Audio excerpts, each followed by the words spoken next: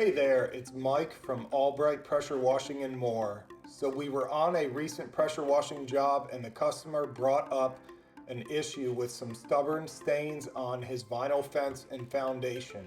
Turns out these stains were caused by those little chemical fertilizer granules from a lawn treatment service he had a while back.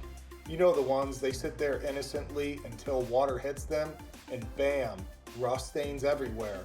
We've got the solution for this.